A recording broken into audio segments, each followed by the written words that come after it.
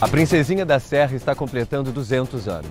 E nesse documentário nós vamos conhecer um pouco mais dessa belíssima história. E para nos ajudar nessa viagem, eu convidei o professor Antônio Carlos, o doutor História.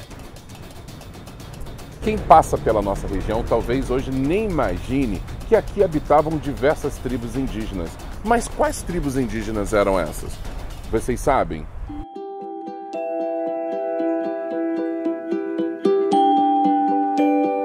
As etnias que tinham aqui no Vale do Paraíba eram os araris, os puris e os coroados, esses que nome foi dado pelos portugueses, pela forma e o corte de cabelo que eles tinham na época. Então eles eram denominados pelos colonos, pelos portugueses, as pessoas que estavam habitando essa região, por coroados. Bem, para falar dos povos indígenas aqui da região, é bom que a gente volte um pouquinho em 1700 a 1780.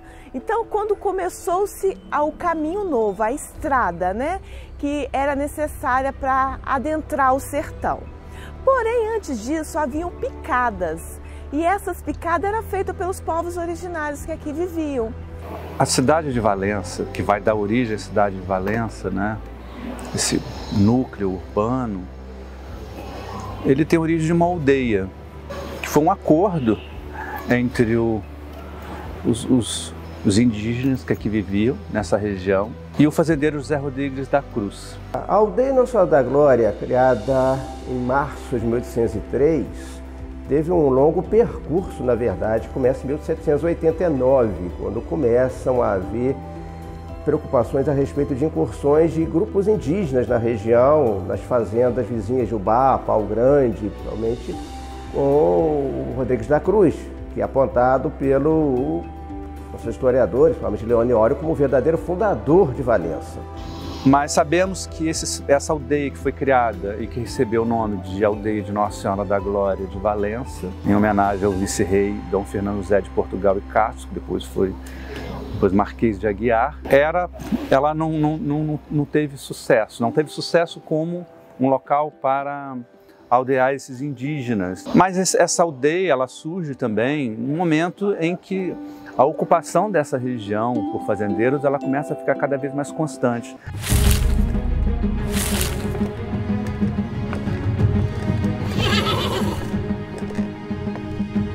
A coroa portuguesa tinha muito interesse em ocupar e fazer essa região se desenvolver, para, dentre outras coisas, inibir o contrabando de ouro. A partir da chegada de Dom João VI ao Brasil em 1808, ele começa a investir significativamente ainda mais aqui.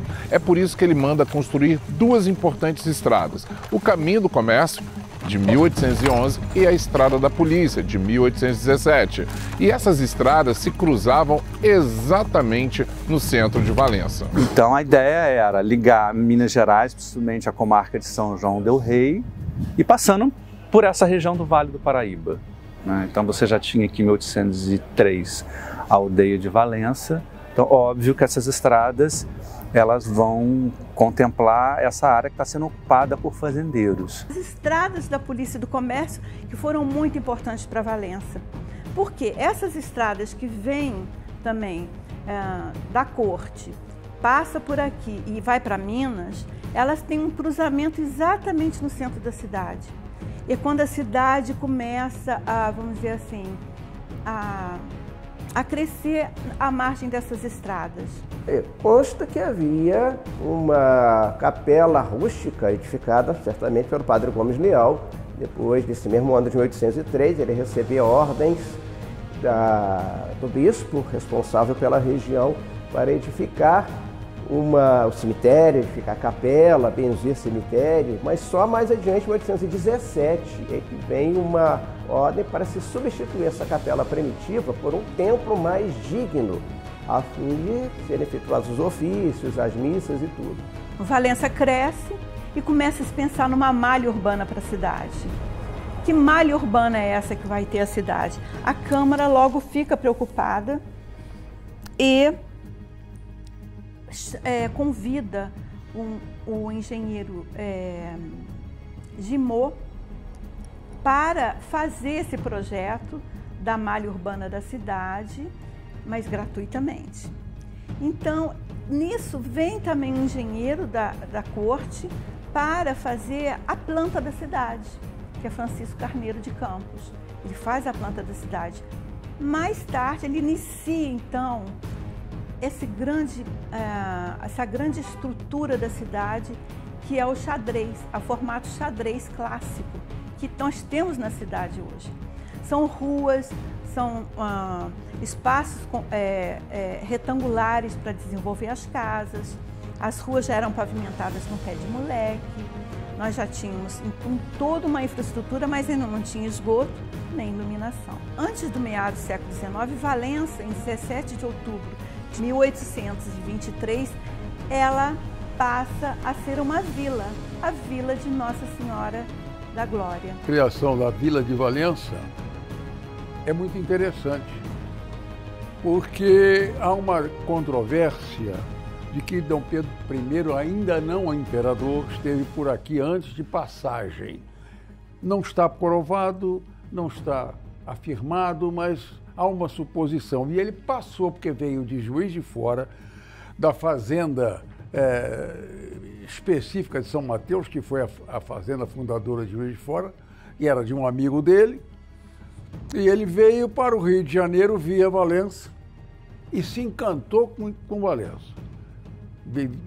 Hospedou-se ali ao lado da igreja, que era a casa do Padre Leal, e foi embora. Mas ele ficou encantado com Valença. Tanto assim que depois, em 1823, ele aqui esteve oficialmente como imperador, e foi ele que determinou a criação da Vila de Valença. Foi um ato pessoal do imperador Dom Pedro I. Depois de 1850, 1887, a Câmara convida esse paisagista de Dom Pedro, que fez Dom Pedro II, que fez a Quinta da Boa Vista, o Campo de Santana, e ele vem aqui para o interior, porque ele já estava percorrendo o interior. E tanto que em 1860 ele faz o grande jardim de Barra Mansa, né? A Praça de Barra Mansa municipal. E ele é convidado a vir a Valença para fazer o paisagismo aqui da nossa Praça do Comércio. E ele traz esse estilo inglês de jardim. Quando ele traz esse estilo, que é um estilo totalmente inovador e revolucionário. Porém, antes disso, eles convidam Crispim Correia da Silva para fazer o nosso chafariz, que acontece em 1850. Em 1850, o nosso belo chafariz, ele é feito todo em cantaria, em 12 faces, com uma coluna central em pedra e com uma bacia também em pedra. E os degraus contornando esse chafariz. Magnífico. E nós temos aquela foto icônica, né, das lavadeiras, dos mascates, dos animais bebendo água. Eu fico muito emocionado, porque antigamente os casamentos aconteciam aqui, as paqueras, e eu fico só imaginando quantos casais já namoraram aqui, nesses bancos. E uma curiosidade, os casais nunca estavam desacompanhados. Porque era onde as moçoilas podiam flertar, podiam fazer casamentos, as mucamas poderiam levar as crianças todas bem arrumadas para passear, os meninos vendiam quitutes e assim era a socialização do século XIX nos jardins. Mas a história de Valença não se resume apenas ao desenvolvimento do distrito sede. Vários outros distritos surgiram e compõem a nossa história. Agora eu quero falar para vocês sobre o Curato de Desengano. Você sabe onde fica? Não? Desengano é atualmente Barão de Juparanã. Essa localidade, às margens do Rio Paraíba do Sul, tem muita história, inclusive o próprio nome. O próprio nome Desengano foi dado por conta de um desentendimento entre o Barão de Ji-Paraná e o Barão de Vassouras. É que a Estrada de Ferro Dom Pedro II passaria ali pela região. Ela passaria pela propriedade de alguém, ou do Barão de Vassouras ou do Barão de Ji-Paraná. Mas o lobby da família Nogueira da Gama era infinitamente maior e eles fizeram uma ponte em curva para atravessar o rio e construir a estação em frente à fazenda do Barão de Ji-Paraná. E aquilo acabou sendo um desengano para o Barão de Vassouras. E a região ficou conhecida como Desengano Feliz. Lá também, a princesa Isabel chegou a alugar uma residência, vocês sabiam disso? Lá seria criado um asilo para crianças alforriadas e ex-escravizados. Temos a estação ferroviária, temos a fazenda de Santa Mônica, que no passado foi algo assim de grande relevância. Por quê? Porque quando ainda estava em pleno funcionamento, hoje ela está, né, com a Embrapa Gado de Leite, a Fazenda de Santa Mônica era um verdadeiro espaço para visitação, para conhecimento de todo o conteúdo histórico do nosso distrito. Barão de Ji-Paraná tem muita história, ligada à ferrovia, ligada à estrada da polícia e também a Dom Pedro II, que visitava a localidade em diversas ocasiões. Dom Pedro veio para a inauguração da estação, para a inauguração da igreja, né? Que foi o Marquês e o Barão que construíram, né? Tudo junto assim. Eu acho que a última coisa a ser criada foi o cemitério. Então, no começo, para ter uma vila, o cemitério foi a última coisa a ser criada e eles criaram mais ou menos junto, né? A estação, a praça, a igreja, a escola e o cemitério. O lugar é tão marcante que Duque de Caxias, o nosso patrono do Exército Brasileiro, escolheu a região para passar os seus últimos dias. Parapeúna, hoje em dia, uma série de documentos novos, né, surgidos nos últimos anos. E, curiosamente, no estado de Minas Gerais, né, porque o Rio Preto marca a divisa, né, do estado de Minas Gerais com o estado do Rio de Janeiro. Essa incipiente povoação, ela surgiu com o mesmo nome da vizinha povoação situada no lado mineiro, né? Ela se chamava igualmente Rio Preto, que é o nome do curso d'água, né? Onde ela surgiu, né? No entorno, na margem desse curso d'água, que a povoação de Parapeúna surgiu. Então, seu primeiro nome foi Rio Preto. Quando ele se tornou distrito, oficialmente foi criado o Distrito de Pentanha, né? No ano de 1924, deu-se o nome de São Sebastião do Rio Preto, porque ela desmembrou, ela pertencia ao distrito, o atual distrito de Pentanha, que na época se chamava São Sebastião do Rio Bonito. Então, podemos considerar Parapeúna filho de Pentanha, né? Prova disso é que o primeiro nome de Parapeúna era São Sebastião do Rio Preto. E em função das inúmeras confusões, né, geradas em função da povoação mineira, né, situada na outra margem do rio, em 1943, até o Leone Oria, né, um memorialista valenciano, ele nos dá essa informação interessante de que foi consultado um tupinólogo, né, e ele então criou o nome Parapeúna, que na linguagem indígena significa Rio Preto.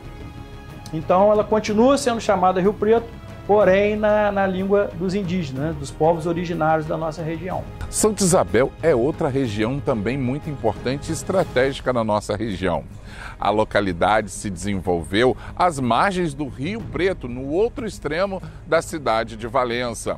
Lá, em 1842, foi uma base da Guarda Nacional para combater a Revolução Liberal de 1842, que estava acontecendo em Minas Gerais. A região se desenvolveu, sobretudo, através da agropecuária, se tornando uma das maiores bacias leiteiras da nossa cidade e do estado do Rio de Janeiro. Seu desenvolvimento está amplamente ligado à estrada de ferro que passava por aquela região. Em 1820 vai se fundar o Curato de Santo Antônio do Rio Bonito, hoje conhecido como Conservatória, né?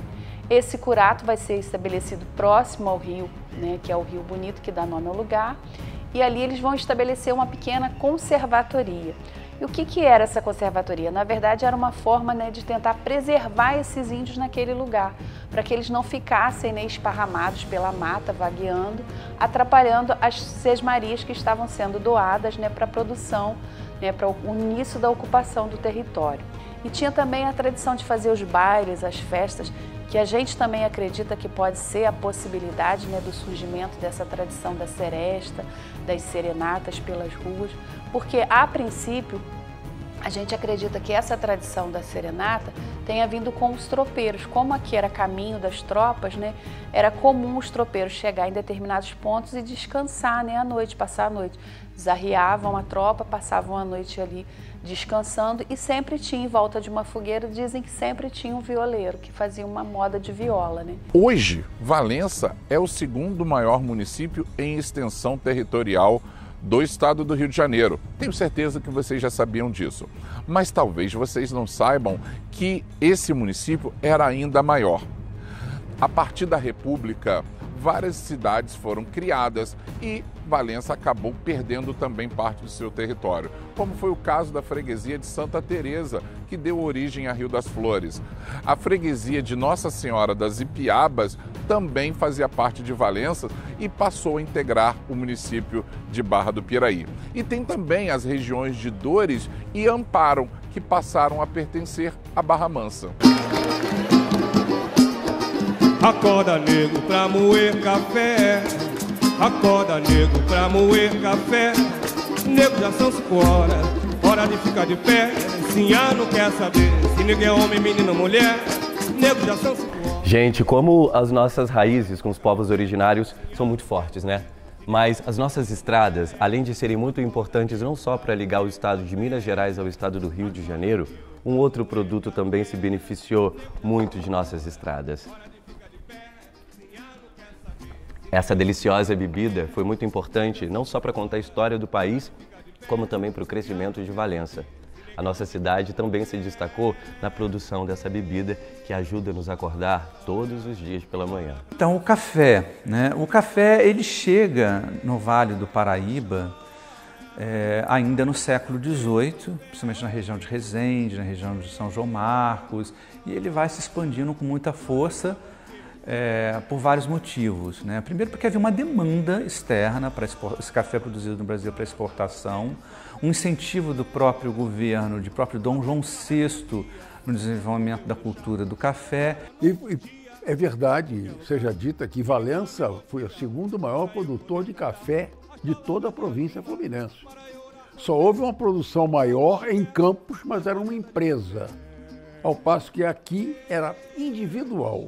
A produção individual. Então, podemos dizer tranquilamente que ele foi o maior produtor de café do Império. E na nossa região, é uma região que ela tem um grande boom, né? Ela tem uma grande explosão aí no século XIX, a gente domina uma grande parcela do mercado internacional, uma grande área desse mercado internacional.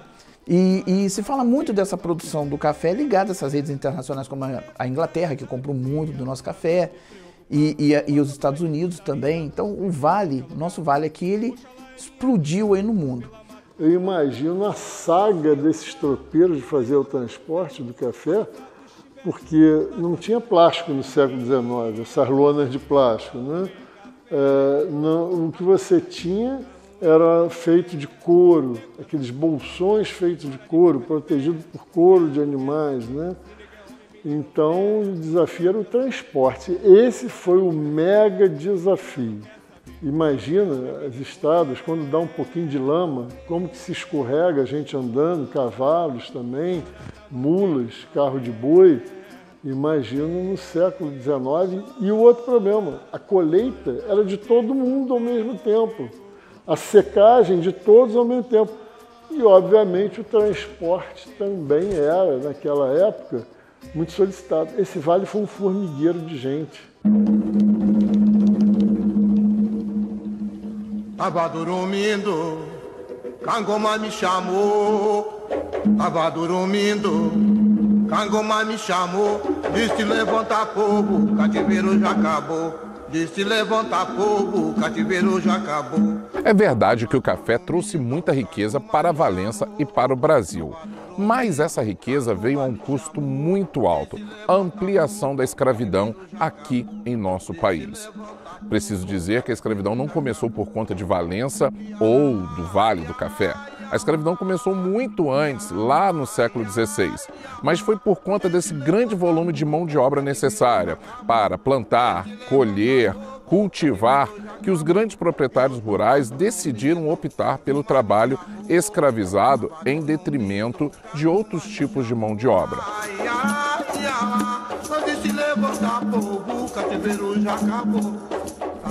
Quando a gente fala em escravidão para Valença, nós tivemos diversas etnias que para cá vieram, porque Valença, no século XIX, 70% da população de Valença era de negros. Cerca de 25 mil escravizados.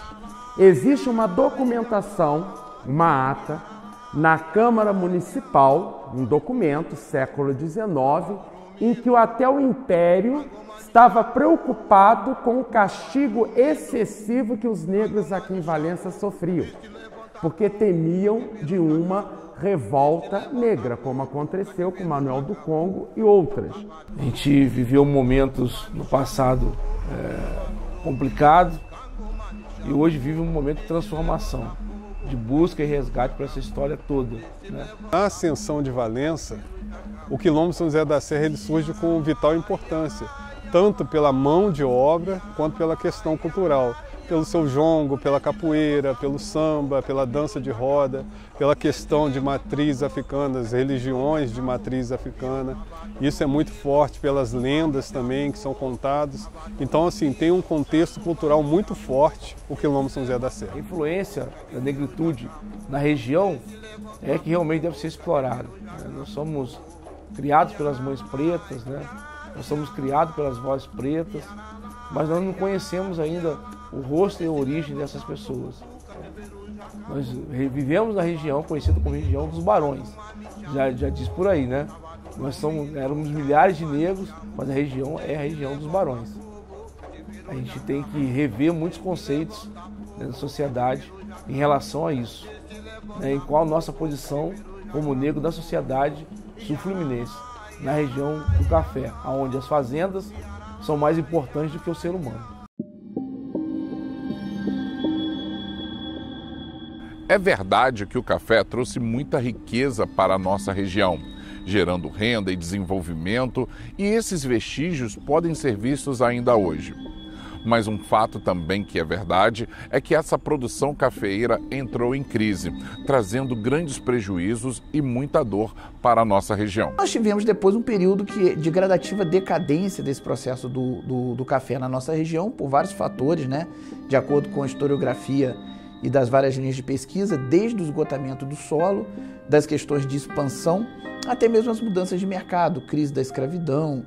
Então a gente tem aí uma série de fatores que vão influenciar nesse processo de crise aí. Olha, mas se engana quem acha que Valença se esqueceu do café. Afinal, não tem como ficar sem café, concordam? Só que hoje o café tomou novos ares, ficou mais chique, mais gourmet e tem um valor agregado muito maior. Uma das principais coisas que eu percebi, até por causa da loja aqui, foi que existia a carência de plantar café. E aí, buscando informação, fiquei sabendo que existiam projetos de retornar, né, de uma maneira diferente, buscando um café de qualidade, não um café em larga escala, mas para essa região. E está sendo muito interessante, porque nós estamos percebendo hoje, com o desenvolvimento de novas tecnologias, que nós temos variedades de café que está se adaptando bem à nossa região e nós estamos tendo boa produtividade. Eu estou aqui, por exemplo, esse café é o café que a gente produz hoje lá no meu sítio e ele, já no segundo ano, a gente conseguiu enviar ele para análise e ele deu uma pontuação de café especial. Em 2017 nós plantamos o café. Em julho de 2018, um ano e meio após o plantio, nós tivemos uma mini safra. Em 2019, nós já tivemos uma safra muito boa, que deu, inclusive, para nós participarmos de um concurso e fomos eleitos o melhor café do estado do Rio. Depois nós participamos, nós que eu digo a Florença, participou de mais 8 concursos a nível até nacional e sempre bem sucedido.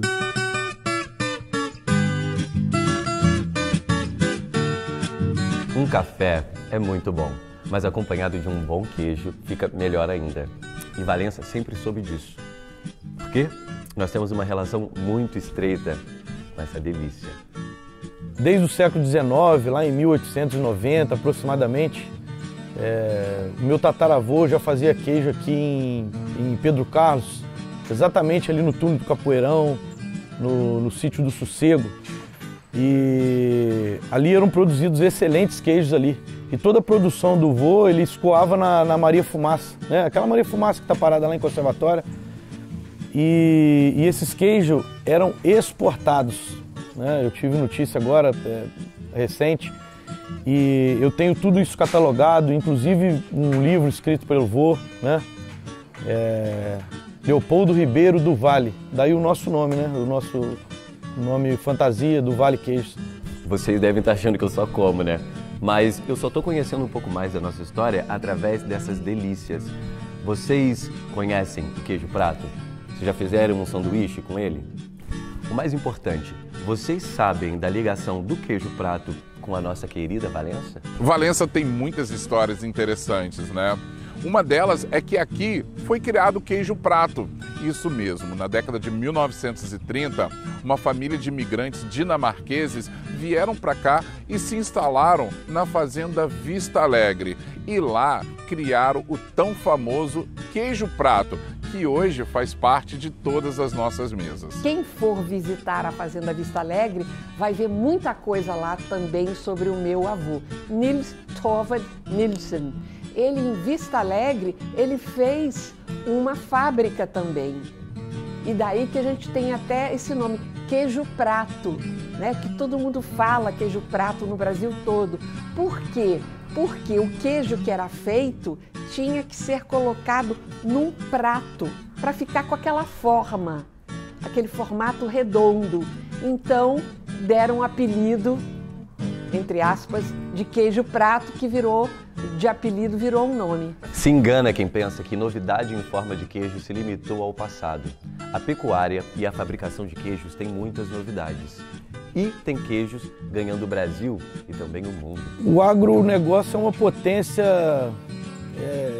eu costumo dizer, imensurável, né? É maravilhoso, o agronegócio é maravilhoso. Antigamente se falava que da vaca só não vendia o berro, né? Hoje eu já falo diferente. Até o berro da vaca a gente tem que aproveitar. E também o clima daqui é muito favorável. Essa proximidade aqui da Serra da Concórdia, a gente está na zona de amortecimento da Serra da Concórdia, uma região de uma água muito boa. Isso tudo forma um terroir para melhorar a qualidade do produto, né? Hoje nós produzimos aqui diversos tipos de queijo, porque o leite de búfala ele é conhecido mais pela mussarela e pela burrata. Porém, eu comecei a testar, como eu fiz com iogurte, né, alguns outros produtos. E hoje a gente produz queijos de maturação longa. Começamos a produzir um frescal e daí começamos a produzir um queijo mais curado. Foi aí a ideia de mandar um queijo para concurso. E criamos Pérola, né? Do Vale Queijos criou Pérola. É Pérola porque ele é uma joia, ele tem um mofo branco por cima. O nosso mofo aqui é o Cândido Pellicini, o Geotrichum Cândido, que é o mofinho natural do nosso queijo. O nosso queijo é totalmente artesanal, ele é feito com leite cru. O leite é um produto muito forte na nossa região. Desde a década de 1940, várias cooperativas e associações têm produzido muito em nossa cidade. Hoje nós fazemos parte de uma das maiores bacias leiteiras do estado do Rio de Janeiro. E por conta disso, várias instituições têm se destacado, dentre elas a Aplise, que é de Santa Isabel. A Aplise começou a crescer aqui em Santa Isabel, passou para outros municípios do estado do Rio, está comercializando 107 mil litros por dia. A gente vem trazendo para Santa Isabel também a técnica dessas fazendas produtivas de Minas que estão em regiões muito desenvolvidas de Minas, pelas vantagens competitivas que tem em Minas.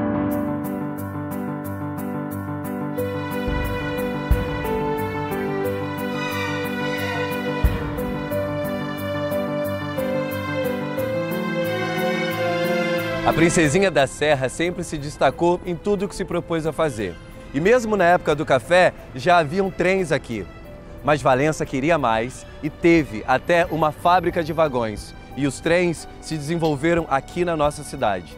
Hoje, eles não passam de uma boa lembrança de um tempo distante. A necessidade de conduzir o café através da cidade de Desengano, que hoje é Barão de Paraná, onde havia um entrosamento com a ferrovia, a Estrada de Ferro Dom Pedro II, que foi a primeira estrada de ferro do Brasil.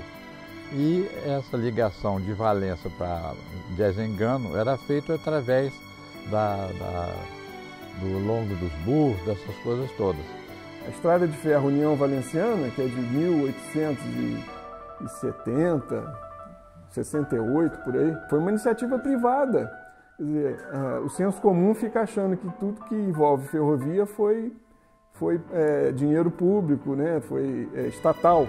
Mas a nossa primeira ferrovia não, foi uma sociedade anônima, em 1868. Quer dizer, são as pessoas que se juntam, e aí teve a participação de muitos barões também, porque era interesse deles transportar a produção de café deles. O Visconde do Rio Preto também, que participa ativamente desse processo da chegada da ferrovia aqui.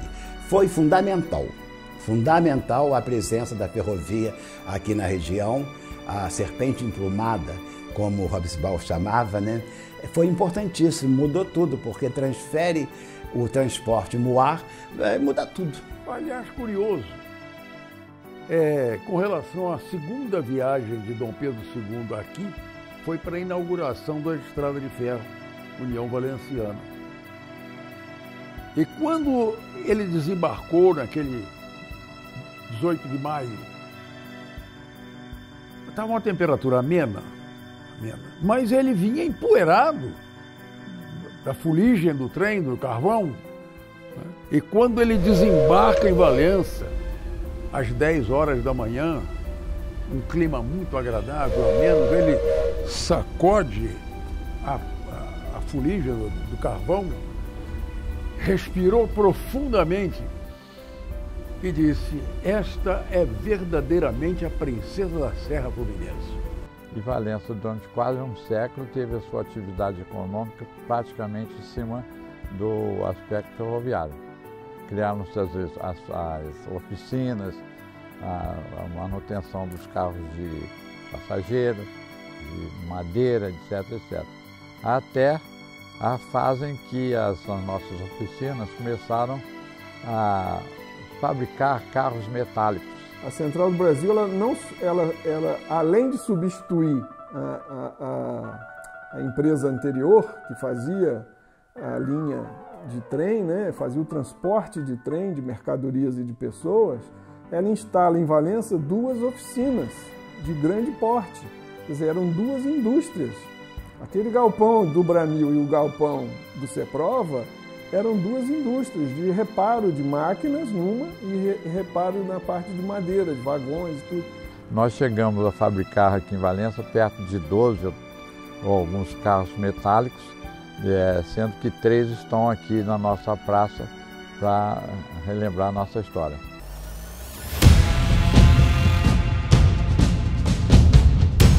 Mas se ergues da justiça clava forte, verás que um filho teu não foge à luta. Esse é um trecho do hino nacional brasileiro e fala sobre o heroísmo do nosso povo.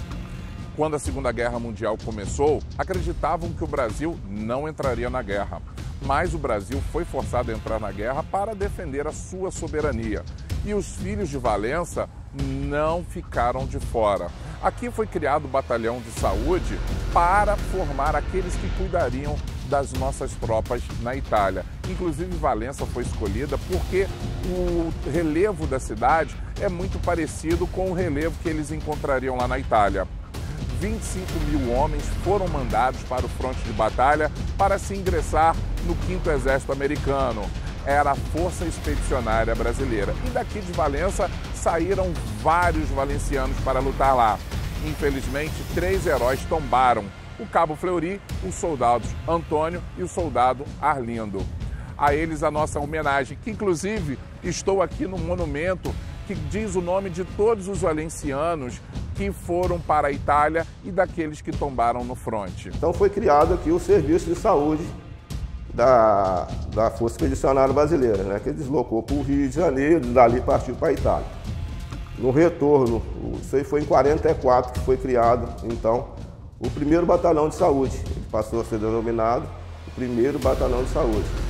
Ele foi para a guerra, o pessoal, as enfermeiras, assim, as enfermeiras que são, assim, detalhes, enfermeiras, mulheres que foram voluntárias para participar, vieram aqui fazer treinamentos.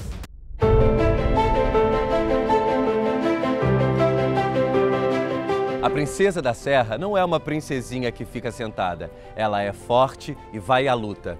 Depois da queda do café e do leite, a princesinha se levantou, sacudiu a poeira e buscou uma nova vocação. A história da nossa cidade é marcada por fases.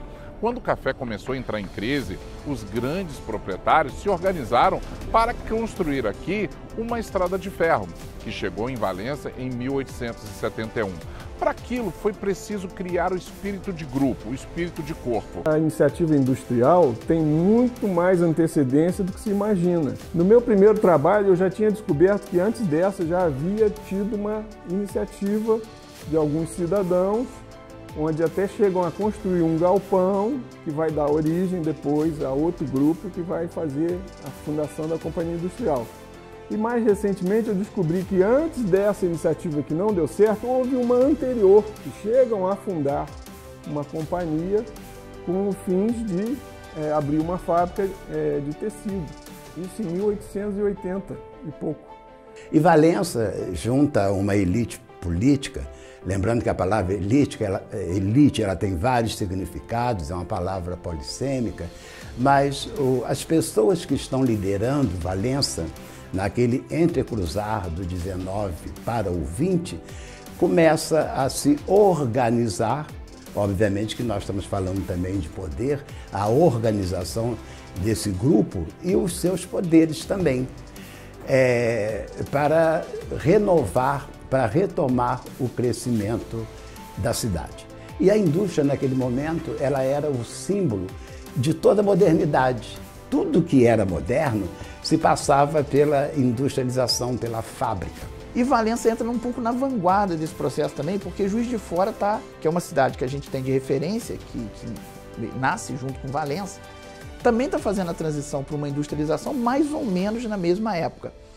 Então o que acontece? Vem muito capital mineiro para se associar aqui, e a gente tem um capital que a gente chama de endógeno local, que vai movimentar isso aqui também. E por fim, enfim, conseguem fundar uma indústria e num momento crucial, onde a economia do município estava super decadente por causa do decréscimo da produção cafeeira. A própria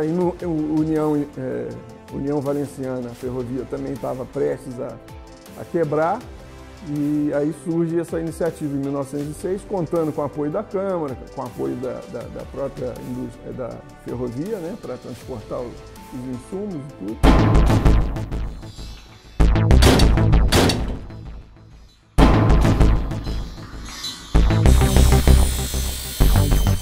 A gente tem algumas questões que são importantes a respeito das fábricas aí na década de 80, que em relação à questão dos movimentos de greve, né? Então, classicamente, né, do modelo clássico, a gente tem uma explicação geral, e eu digo até pouco profunda, de que a grande quebradeira que se deu nas fábricas aqui foi decorrente às greves, e essas greves geraram um descompromisso ou uma crise nos compromissos que os empresários tinham no Brasil com seus com seus compradores, principalmente no plano internacional, ou seja, atrasou muita entrega, etc, etc. Mas a gente pegar uma teoria que eu utilizo muito para explicar esse fenômeno, que é a teoria schumpeteriana, Schumpeter, ele fala muito da questão da dinâmica e inovação do empresariado brasileiro. E quando você olha o empresariado brasileiro e abre a fábrica, a gente tem máquinas aqui funcionando na década de 80, que eram basicamente máquinas da década de 60 e 70. Dentro dessa crise toda, a gente acabou tendo um prejuízo muito grande. Por quê? Porque com a crise do café veio a indústria, mas com a crise da indústria a gente teve um vácuo de nossa identidade econômica, ou seja, a gente vai para onde? É esse momento que eu começo a minha vida política, né? Eu começo a minha vida política num momento de declínio, né? De você ver as fábricas fechando, né? A tradição das fábricas de Valença, as fábricas têxteis fechando, muito em função da abertura do Plano Collor, que foi uma abertura sem nenhum planejamento.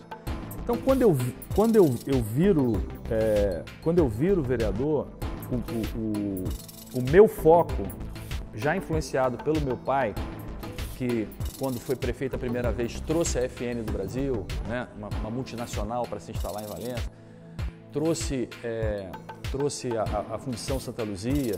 Né? Então, assim, a minha vida política ela sempre foi focada, né, no sentido de trazer desenvolvimento, ou seja, de trazer oportunidade de emprego, as pessoas terem autonomia. A gente tem um novo momento da indústria com uma tentativa de trazer os empresários aqui para a nossa região, né? Com toda uma legislação específica, com toda a legislação que vai ajudar a sustentar também essa questão da empresa. Então, algumas empresas vão realmente entender que Valença seria um bom local para estabelecer seu parque de produção. E aí eu tive sucesso no sentido de que consegui aprovar uma lei restrita para o nosso município, né? E isso, eu consegui isso que fosse só durante 4 anos. Só Valença tinha esse incentivo, foi chamada Lei André Corrêa, que reduziu os impostos de Valença de 17% para 2%. E nesse período nós recebemos 21 empresas.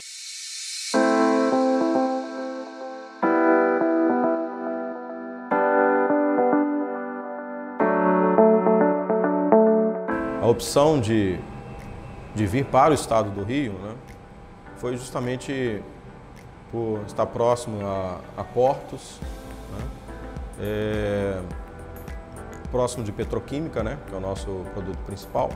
Quando nós optamos pelo Rio, nós viemos visitar alguns municípios, onde o principal acionista, por exemplo, na ocasião com poder de decisão, escolheu Valença, né? Escolheu Valença para uma cidade acolhedora e principalmente por perceber que a nossa empresa poderia contribuir para o desenvolvimento do município.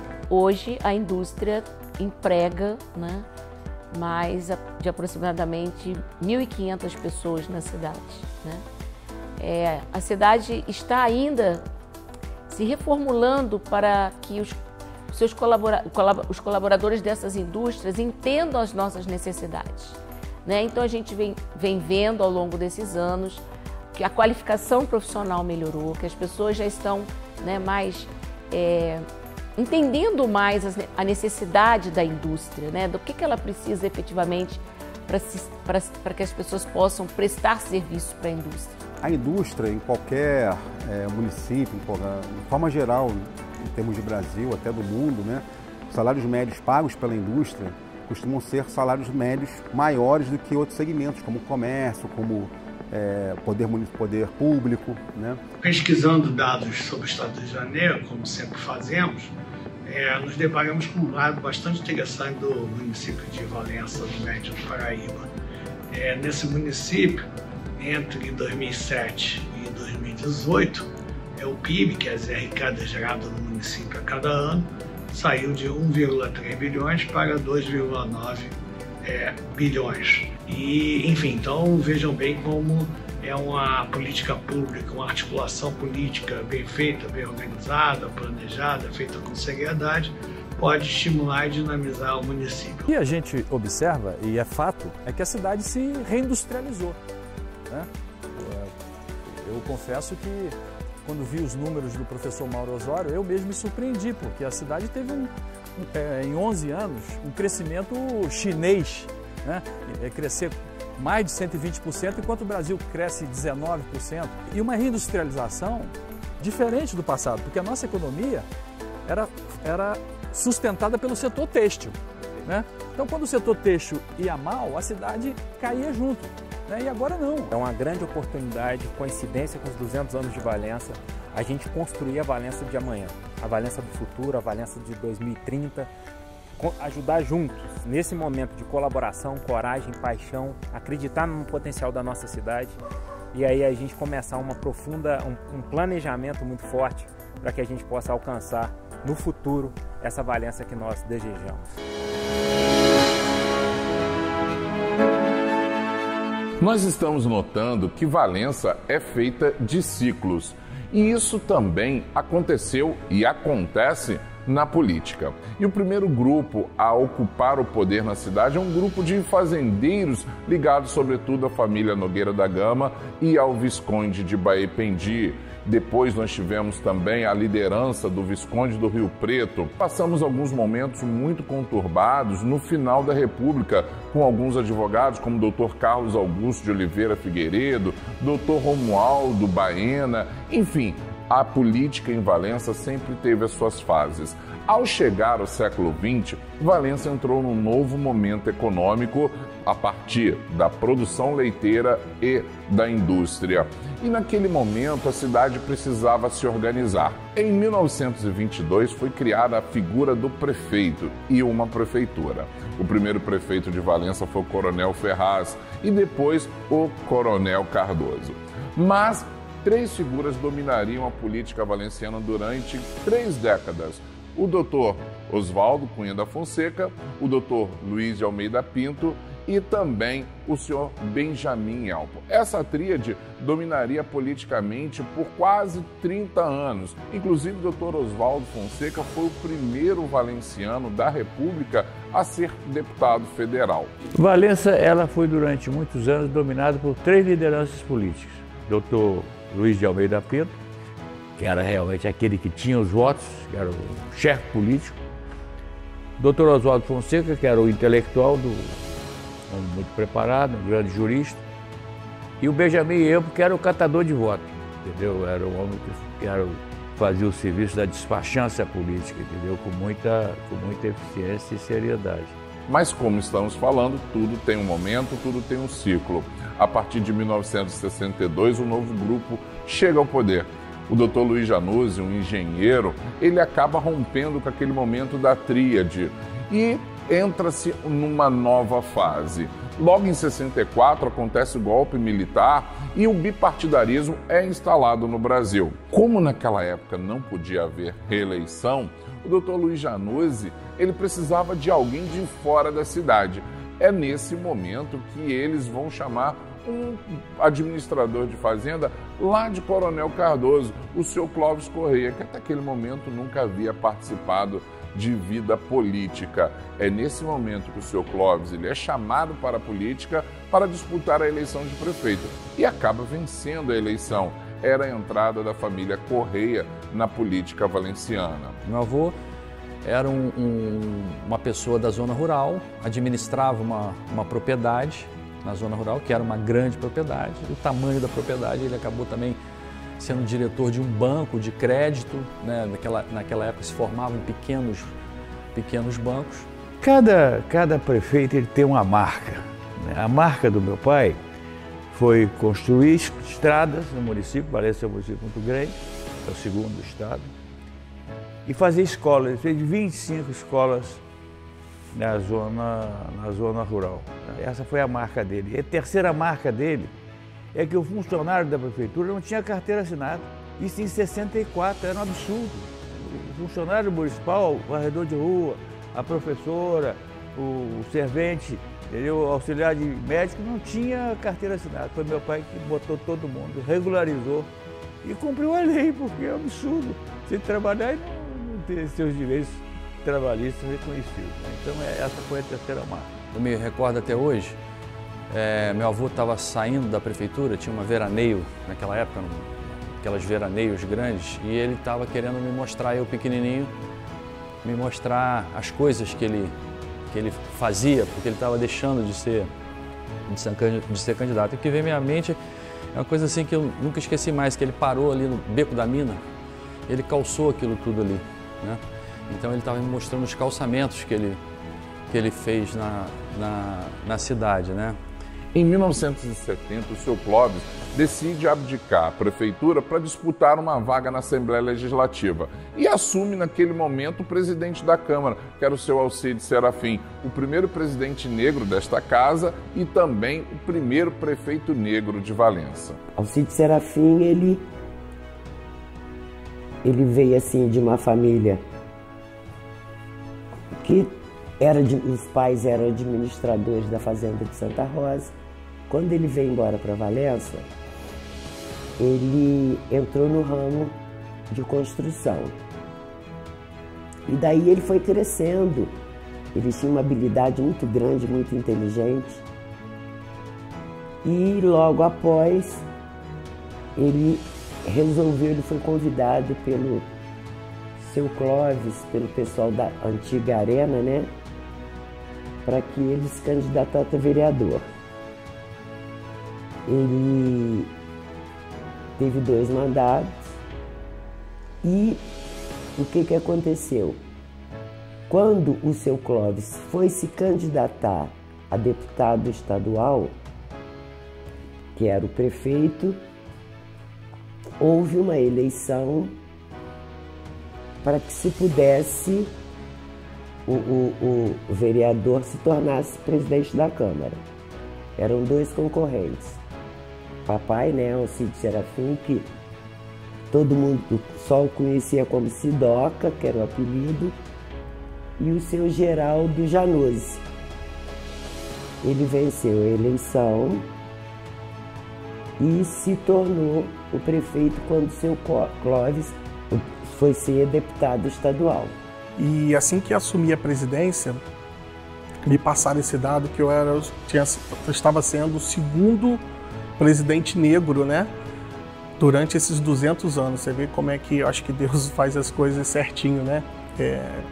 Estou na presidência de forma não esperada, e ser presidente negro nesses 200 anos tem sido para mim ainda mais um peso de responsabilidade, mas também de muita alegria. Depois desse mandato tampão, o filho do seu Clóvis, o dentista Luiz Antônio, também disputa a eleição para prefeito e vence.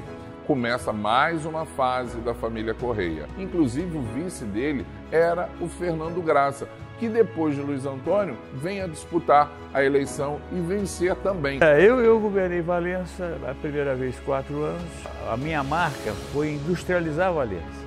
E existia em Valença uma pessoa chamada Custódio Clemente Souza Pinto, advogado, economista, que trabalhava na Casa Marinque Veiga, que era representante da FN no Brasil. Estou à procura de um município. Então vamos para Valença. Ele disse, não, mas não é assim tão fácil. Depende de Valença atender às nossas reivindicações. Qual é a primeira reivindicação? Que a prefeitura faça uma escola, um centro de formação profissional. Foi quando nós criamos o CEPROL. Dava curso de mecânica, eletricista, bombeiro, serralheiro, aí vários cursos. Em convênio com o PIPIMOL, que era do Ministério do Trabalho, que era a autarquia do governo federal, que cuidava da formação de cursos profissionalizantes. Aí criamos o CEPROL. Enquanto isso, a cidade estava crescendo e se desenvolvendo, e agora o centro já não comportava mais. Por isso, Jardim Valença, São José das Palmeiras, João Bonito, Parque Pentanha, São Francisco e outros bairros começaram a ser criados a partir da década de 1960. O bairro Jardim Valença tem uma história muito interessante, e começou essa história a ser escrita quando foi prefeito da cidade, meu pai, Clóvis Correia. Essa área pertencia à Companhia de Melhoramento de Valença. Era um bairro que não tinha uma casa sequer. Quando ele foi procurado por moradores interessados em vir morar aqui no Jardim Valença, desde que a prefeitura construísse essas casas. Pois bem, foram construídas aqui 190 casas, se a minha memória não está me traindo. E aqui começou a expansão urbana, porque a cidade ficava muito restrita ao centro, aos bairros do centro, né? Veio o Jardim Valença no governo do meu pai depois a sucessão dele se deu, depois eu vim como prefeito e nós construímos ali, aqui ao lado, o São José das Palmeiras. Ali já foram 400 casas, entendeu? Falar de Fernando Graça na vida, né, na nossa 200 anos de Valença, com certeza é falar um pouquinho da história de Valença e dele. Fernando Graça começou sua vida pública como vereador, era um pecuarista, morava na Fazenda São Cláudio, junto com a esposa, nossa mãe, Dona Lourdinha, seus filhos. Se tornou vereador, diretor comercial da cooperativa, que naquela época era sediada no distrito de Pentanha. Depois se tornou vice-prefeito, né, do Luiz Antônio. Quem chamou e quem estimulou ele a ser político foi o doutor Vadinho Fonseca. Foi até lá na fazenda convidar o papai para entrar para a política, porque via nele um homem que estava lá na fazenda e já desde aquele tempo que ajudava sempre o próximo. Então, ele foi vice-prefeito, foi prefeito várias vezes, né, 4 vezes, que quando, né, infelizmente, faleceu como prefeito em 2005, no seu 4º mandato. Mas com certeza foi um homem que deixou muitas marcas em Valença, né, Sil? Principalmente de ajudar aos mais carentes. Seu principal objetivo político é ajudar as pessoas, ajudar principalmente os mais pobres. Uma obra interessante que foi marcado na vida pública dele foi a construção das casas do Vadinho Fonseca. De 233 casas, ele recebeu um recurso federal para se construir 50 casas e ele transformou o recurso próprio da prefeitura em 233 casas. E ele ainda comprou 233 fogão e 233 botijas de gás. Cada um entrou e já tinha um fogão e uma botija de gás. E ele queria dar, na época, essa casa gratuitamente. E ele não pôde, né, pela legislação, pela legalidade. Então ele perguntou assim para o controlador se poderia ser R$1. E assim foi feito. A casa foi entregue por R$1 para os 233 munícipes de Valença. Pouco tempo depois, o senhor José Gomes Graciosa, filho do Dr. Nilo Graciosa, assume como prefeito de Valença. E a década de 80 vai ficar nessa relação política, Correia, Graça e Graciosa. No período em que eu governei Valença, Valença tinha pujança econômica. Nós, enfim, posso identificar algumas coisas. As fábricas estavam a pleno vapor. As cooperativas de leite em Valença resfriavam e industrializavam cerca de 200 mil litros de leite por dia. Então você tinha 5 cooperativas no município, que eram cooperativas de leite, né, e que, enfim, fazia essa industrialização do leite que era captado no município de Valença. Afora isso, você tinha um sistema educacional muito rico, muito próspero, muito propositivo, muito marcante, né, que fazia com que pessoas de fora viessem estudar em Valença. A rede municipal de ensino atendia cerca de 900 alunos, pouco mais ou menos, e quando eu saio atende a cerca de 8 mil alunos. Então, você não cabe isso só numa escola, nós fizemos inúmeras escolas. Né? Então tem a escola da Ponte Funda, a escola do Canteiro, a escola, enfim, foram inúmeras as escolas. Antes de chegar aos anos 90, o Brasil se redemocratizou e também o senhor Fernando Graça voltou à prefeitura em 1989. Naquele momento também, pouco tempo depois, o senhor José Gomes Graciosa disputaria a eleição para deputado estadual e também ocuparia uma vaga na Assembleia Legislativa. Os anos 2000 chegaram envoltos em bastante misticismo e bastante superstição. Afinal de contas, era o início do novo milênio. Luiz Antônio voltou a vencer a eleição para prefeito e assumiu em 2001 com um discurso de volta do progresso, tentando trazer novas fábricas para Valença. Mas isso, de fato, não foi fácil. Enquanto isso, seu filho, André Correia, acabaria sendo eleito deputado estadual pela primeira vez e de lá continuaria ainda por mais 7 mandatos, alcançando, inclusive, um recorde e mantendo a tradição desde 1947 de Valença ter sempre um representante na Assembleia Legislativa. André Correia, naquele momento, acaba assumindo um protagonismo estadual, ocupando inclusive o cargo de secretário estadual de Meio Ambiente. Valença tem uma tradição de fazer deputados estaduais desde sempre, né? Desde sempre. Há a partir da Constituição de 37, Valença nunca deixou de fazer deputado estadual, sempre teve. Quando eu assumi meu primeiro mandato, todos os distritos de Valença, com exceção de Parapeúna, eram estrada de chão, tudo era ligado a chão. Valença, a Juparanã era chão, Valença, Conservatório era chão, Conservatório a Santa Isabel era chão, Parapeúna a Santa Isabel era estrada de chão, né? E tinha um asfalto muito frágil, estava muito ruim o asfalto que ligava para a gente. Isso tem a ver com a economia. Então, isso está dentro desse pacote de desenvolvimento que eu trabalhei muito. A reindustrialização da cidade, a outra é logística, porque você precisa ligar, né? A própria reforma completa que a gente fez da estrada Valença-Barra do Piraí, né? Foi feita agora uns 8 anos atrás. E todas essas relações políticas acabaram tendo grande impacto na vida da cidade. Por exemplo, em 2004, o senhor Fernando Graça vence Luiz Antônio nas eleições e assume o poder na cidade em 2005, mas não completa o mandato, falecendo no final daquele ano. A partir daquele momento, nós teremos vários prefeitos. Teremos o senhor Fábio Vieira, Álvaro Cabral, Vicente Guedes e também a volta da família Graça através do Fernandinho Graça.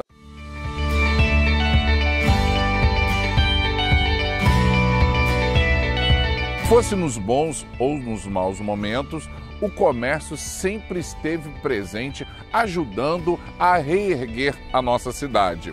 E nesse comércio nós sempre tivemos a participação de imigrantes, portugueses, italianos, libaneses, sírios e muito mais. É por isso que agora nós vamos falar do comércio.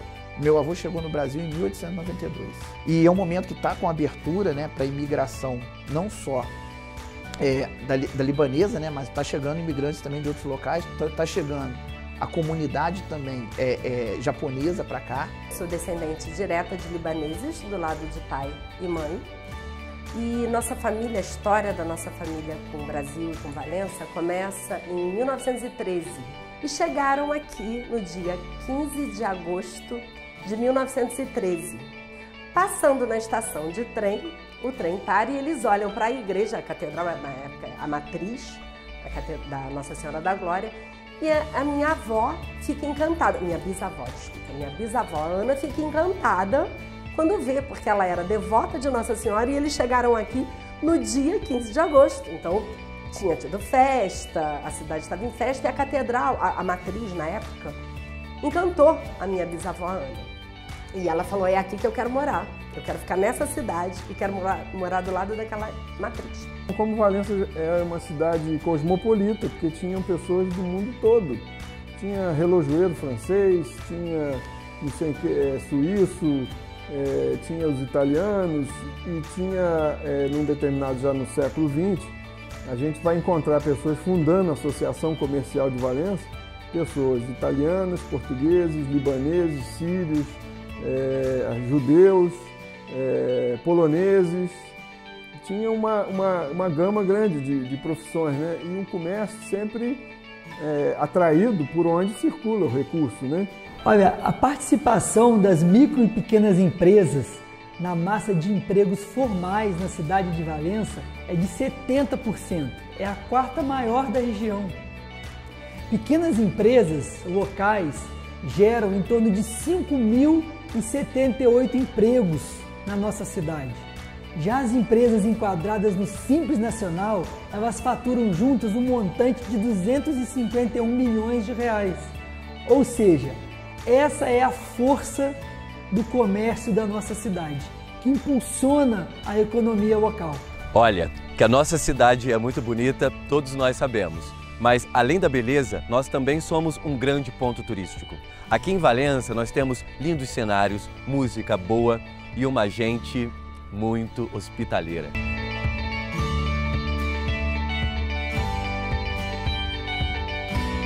Olha, o nosso turismo é mais para as fazendas históricas do ciclo do café, né? Pelas belezas naturais, pelo distrito de Conservatória principalmente, né? E hoje temos aí também a Rota do Queijo, que está vindo com bastante força e a gente tem notado uma procura bem grande nesse setor também. O turismo gera emprego, com isso trouxe vários restaurantes, pousadas que abriram, né? O turismo começa mais forte com o Hotel Vilarejo.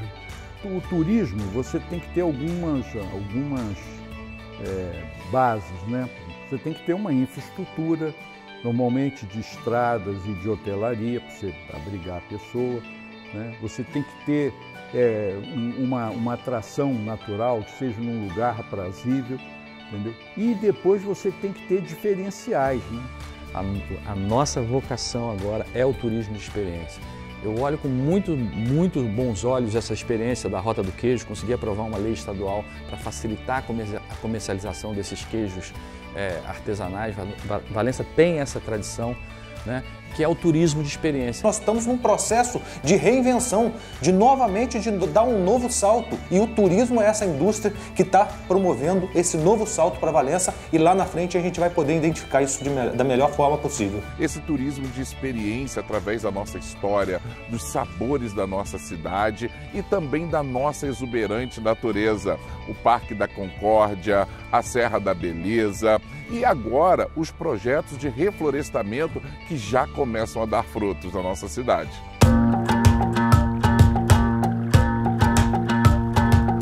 Um outro ponto forte de Valença é a educação. E não é de hoje.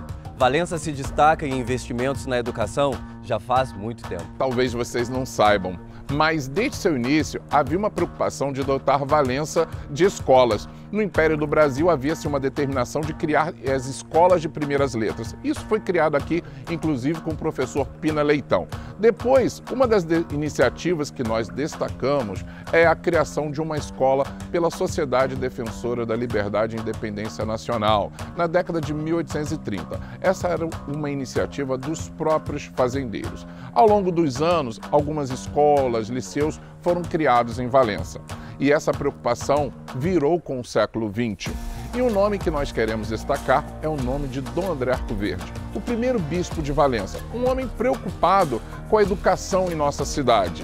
Foi ele o responsável, inclusive, por trazer algumas escolas para formar os nossos jovens. Não é à toa que na década de 1960, Dom André Arcoverde foi homenageado, dando o seu nome a uma das mais importantes instituições de ensino superior do Brasil. Valença entrava então na era das faculdades, que passava a trazer agora oportunidade de formação superior para os nossos jovens e também geraria muitos empregos e mexeria com toda a nossa economia. Mas não parou por aí. Desde a década de 1970, havia uma preocupação em criar escolas técnicas para formar os nossos jovens. E essa preocupação existe até os dias de hoje. Quando o José Fonseca resolveu construir o Hospital José Fonseca, a ideia dele era de fazer ali uma maternidade. Aí ele morreu em 1953, mas deixou o alicerce pronto, o projeto pronto. Quando terminou em 1964, o pessoal da Santa Casa e os médicos da cidade acharam que ele ficou muito grande para ser só uma maternidade. E aí se chegou à conclusão que era melhor fazer ali o Hospital Geral José Fonseca, desativando o Hospital Alzira Vargas. Ao desativar o Hospital Alzira Vargas, criou o Hospital Geral José Fonseca, desativou o Alzira Vargas e desativou o prédio antigo da Santa Casa, um antigo hospital. Você fica com 2 prédios vazios, a partir de 1965, prontos para se tornarem o quê? A nova iniciativa de Valença, quando as fábricas já estão no seu limite e nasce a Fundação Dom André Arcoverde. Na ocasião, a gente percebeu que as nossas escolas municipais eram em maior número nessa zona rural e não possuíam, assim, uma orientação técnica, uma orientação pedagógica necessária para formar o tipo de pessoas que a gente imagina ter. Ela surge em 1965, num momento decisivo para Valença, que se buscava assim, uma vocação. Então, um grupo de valencianos, pensando no futuro dessa cidade, busca uma forma, por meio da educação, de trazer opção de desenvolvimento para toda a cidade e para todos os valencianos. A meu ver, duas instituições de Valença foram vitais, sem elas nada teria acontecido para a instalação aqui da universidade, da Faculdade de Valença.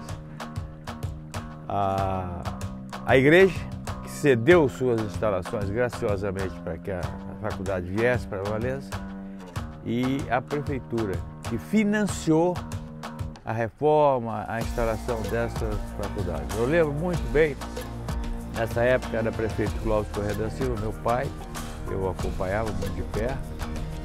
E eram toda sexta-feira o doutor Odilon Gomes, o senhor Odilon Gomes, que não era conhecido, irmão do senhor Celso Gomes.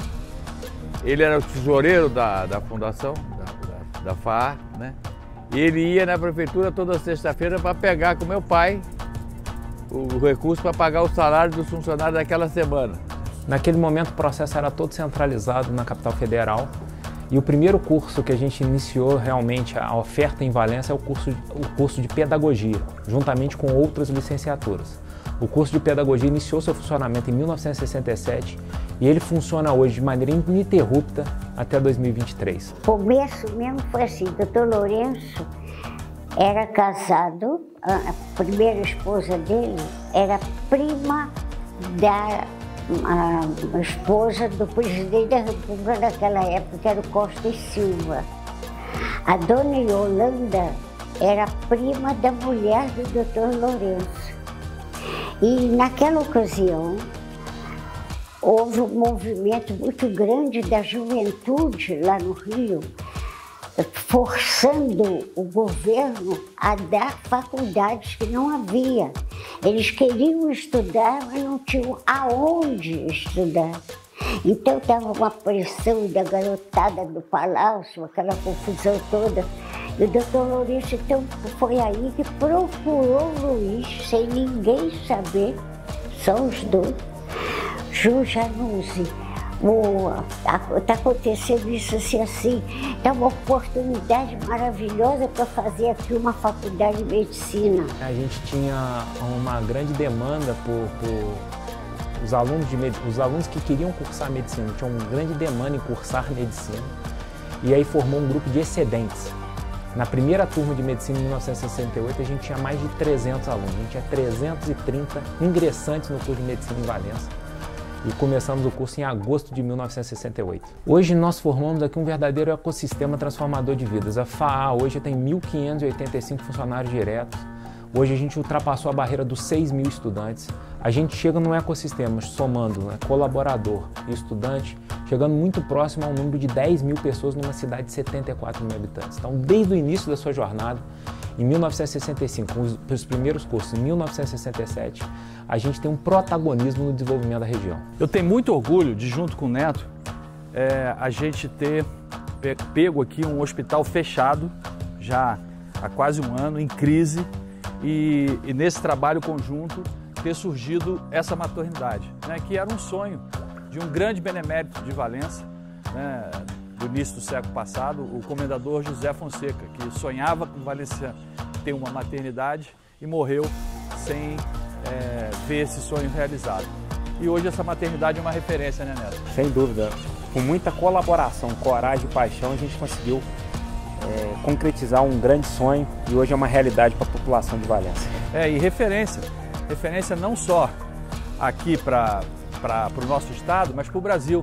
Quando eu me formei, surgiu a oportunidade de adquirir o CEVO e fazer de uma forma mais profissional. O aluno, quando ele vem para cá, ele tem um acolhimento que você não vê na Europa, né? O europeu, por si só, ele é um povo um pouco mais frio do que o brasileiro. Então, esse acolhimento que a gente tem aqui em Valença, Valença é uma cidade muito acolhedora. O que a gente espera realmente é que a cidade aproveite esse momento, que eu acho que é um momento interessante para a cidade de crescimento, com turismo educacional e saúde. Que se unam forças, né? A gente não pode ver a FAA como concorrente do CEVO, o CEVO como da FAA, pelo contrário, a gente tem sinergia, na verdade. e apresentando com isso Valença para o mundo, né?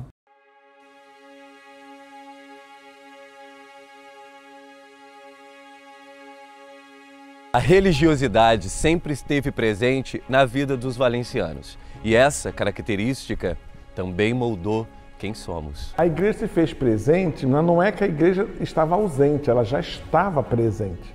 E a igreja se vê já desde a origem, desde o início, ou melhor, antes da criação da cidade de Valença, a igreja estava presente aqui, atuante aqui, nesse contato com índios, nesse contato com os negros, com os fazendeiros. A fé católica ela teve um papel fundamental desde a origem da cidade, desde a colonização dessa região, né, os portugueses que trouxeram a sua fé e as cidades que foram crescendo, a cidade de Valença, nesse caso, que foi crescendo e foi crescendo com essa tradição recebida. A Igreja Metodista chegou em Valença no ano de 1916, vindo da Igreja Metodista Central de Três Rios, com um grupo, chegou aqui nessa data e começou um projeto com alguns irmãos e irmãs. A Igreja Presbiteriana chegou aqui em Valença em 1908, com um grupo de pessoas que vieram do Rio de Janeiro e começaram a se reunir em casas, e aí o trabalho foi desenvolvendo, crescendo até chegar em 1910, quando já um grupo grande houve a organização da igreja. Então a igreja ela está aqui em Valença desde 8 de abril de 1923 como igreja organizada. O espiritismo ele surgiu na França, E isso foi chegar no Brasil, na região da Bahia e no Rio de Janeiro, por volta de 1865, mais ou menos assim, essa idade. Esse ano que ele foi chegar. E para Valença, ele chegou mesmo em 1912, com a inauguração do SEV, que é o Centro Espírita de Valença. As religiões de matriz africana em Valença, elas se desenvolveram com descendentes mesmo de negros que aqui vieram e aqui deixaram. Eu acredito que a religiosidade em Valença ela é plural e isso também ajuda a cidade a desenvolver os seus projetos e a ter o povo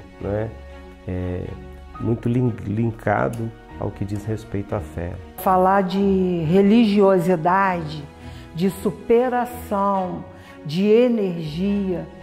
Eu às vezes converso com alguns líderes, de outras religiões também.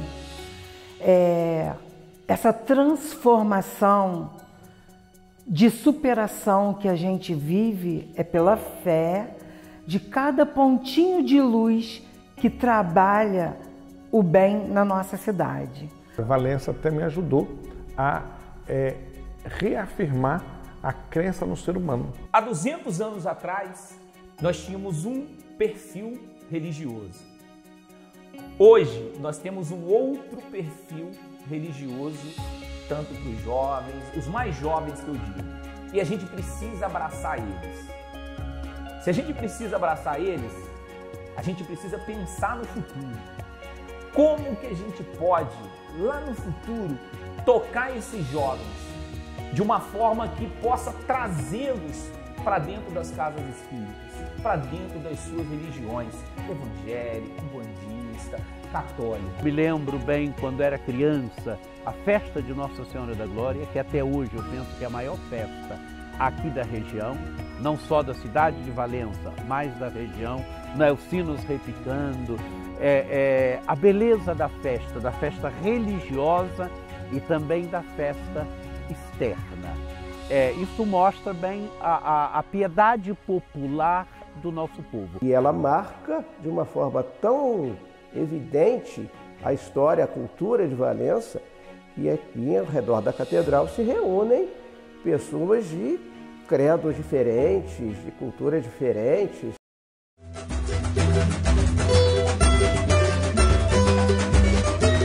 A nossa cultura é muito rica e nós temos muito orgulho de ter tudo isso aqui. Em Valença, nós temos a capoeira, temos também o jongo, o samba, e também as nossas folias de reis. E isso é só a ponta da criatividade que Valença nos apresenta. Salve Clementina de Jesus, salve Dulcina de Moraes, salve Rosinha de Valença e todos os outros artistas que abrilhantam o nosso céu e que fazem de Valença um lugar incrível de se viver. Sou valenciano, com muito orgulho sei o meu valor. É a escola de samba da Unido da Aparecida, Barroso, Monte Douro. Então tinha um volume muito grande de escola de samba em Valença. Era uma história rica do carnaval nosso. Eu não tenho uma data de quando começou, mas pela minha idade e o que eu acompanhei durante muitos anos a minha mãe, passa de 60 anos. 60 anos tem a escola da Dona Ondina. De 45 a 50. Já começou os primeiros grupos, com as pessoas mais antigas. A folia normalmente era formada em fazenda, os grupos, porque era uma promessa deles, daqueles fazendeiros, agricultores, uma boa colheita, a promessa de sair com um grupo de folia de reis. Comecei com ele, meu tio. Aí hoje tem meu filho que sai comigo. Então eu falo com ele, eu tive que lutar para conquistar tudo, em termos de instrumentos, essas coisas. Ele não, ele é só manter.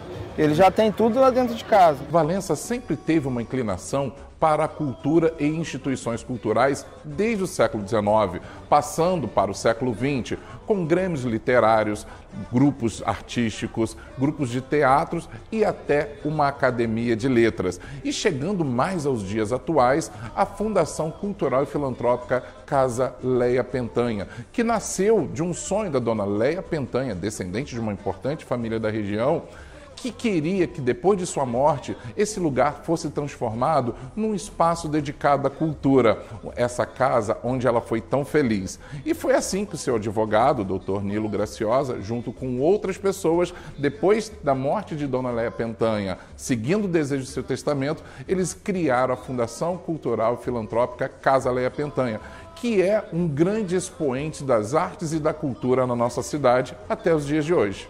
Se fala muito hoje da reabertura do nosso Teatro Rosinha de Valença. O Teatro Rosinha de Valença ele teve um grande movimento. No início dele, em 87, quando inaugurou, que foi ali onde está aquelas, para muita gente que não sabe, né, o teatro se inaugurou naquele galpão ali onde estão os trens, na rodoviária. Hoje o teatro é muito bom, o teatro o Sesc encampou esse teatro, o Rosinha de Valença, de uma parceria do Sesc com a prefeitura, e hoje o teatro está com um grande movimento.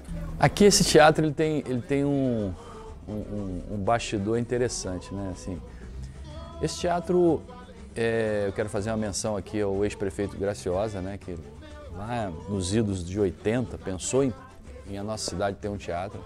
Quando eu virei secretário de Meio Ambiente pela segunda vez, fiz uma sugestão para a prefeitura me cedeu, né, para a Secretaria de Meio Ambiente, e a gente aqui tinha uma lógica de fazer aqui um centro de cidadania ambiental, que você pudesse trabalhar meio ambiente, arte e cultura, e com base nisso a gente fez toda essa reforma.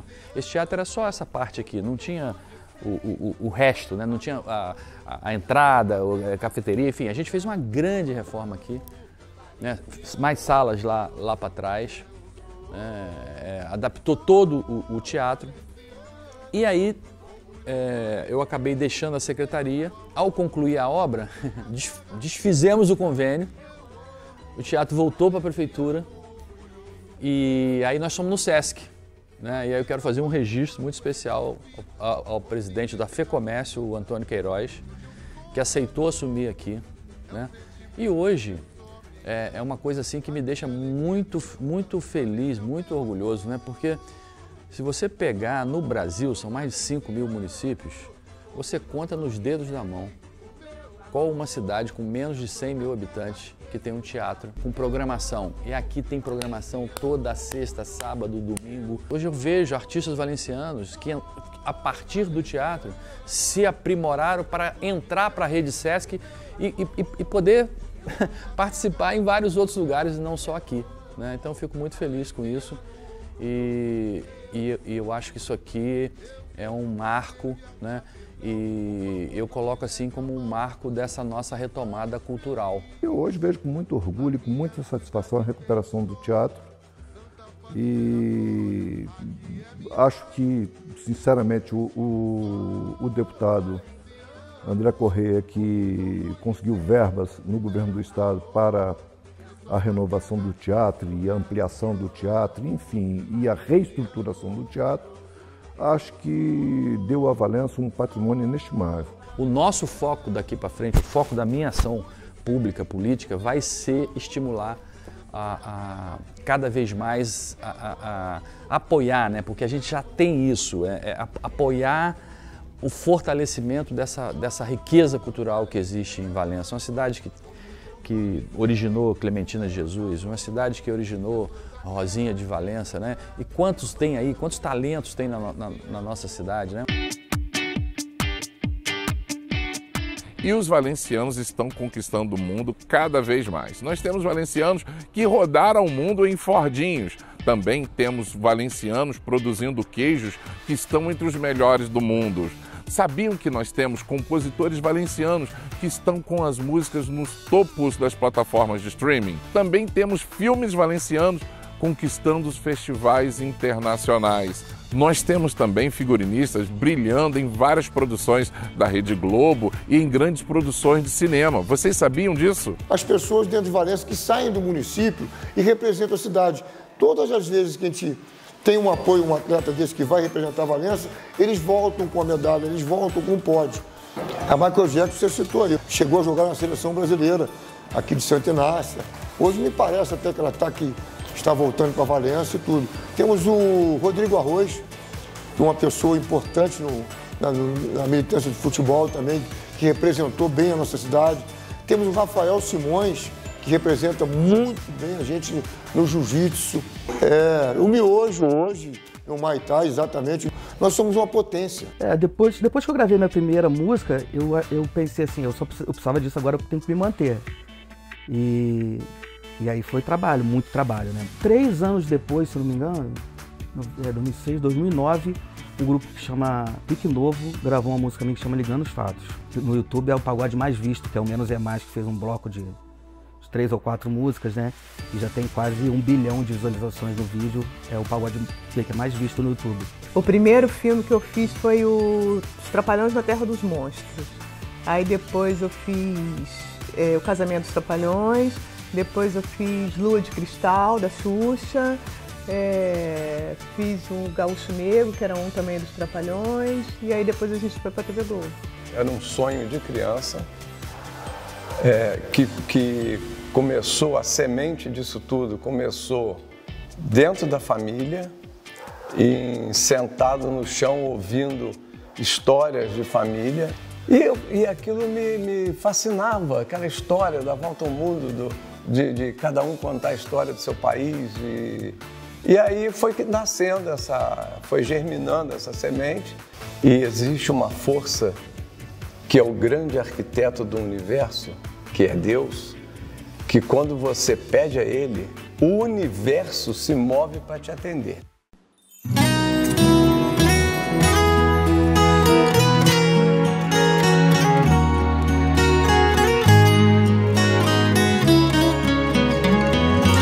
E Valença está em festa nesses 200 anos da Princesa da Serra. E a festa vai muito além dos shows e comemorações.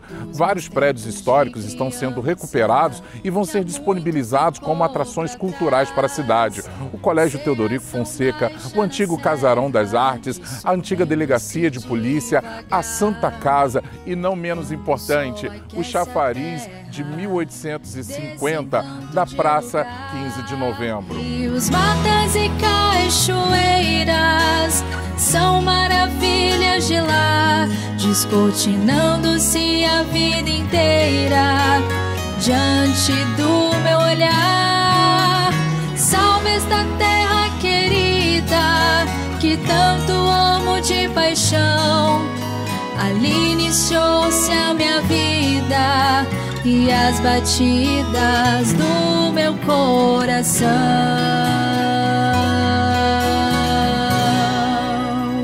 Agora vocês já me conhecem. Eu sou Valença. Já passei por muitas coisas em minha história. Já fui muito feliz e tive grandes tristezas.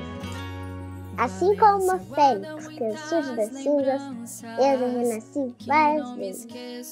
E agora, com a ajuda de todos vocês, estou renascendo de novo para um lindo futuro. Então, vamos juntos escrever os próximos capítulos da história? Vem lá comigo. Dissolvendo-se devagar, quando o sol aquece a terra, desse encanto de lugar. Rios, matas e cachoeiras são maravilhas de lá, descortinando-se a vida inteira diante do meu olhar. Salve esta terra querida que tanto amo de paixão. Ali iniciou-se a minha vida e as batidas do meu coração.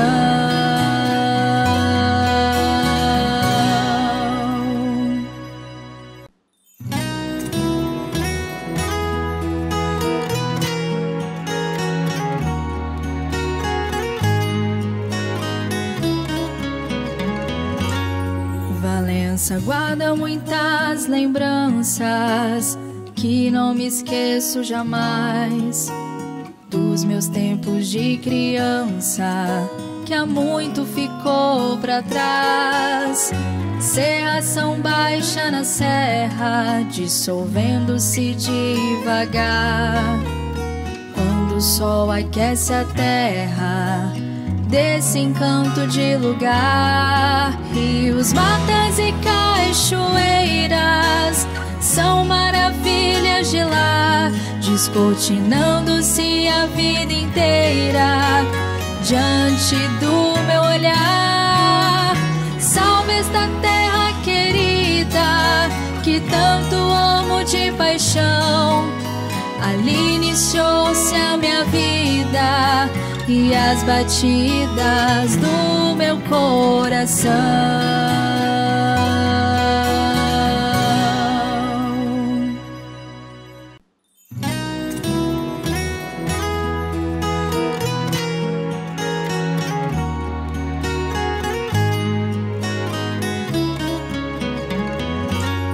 Valença guarda muitas lembranças que não me esqueço jamais, dos meus tempos de criança que há muito ficou pra trás.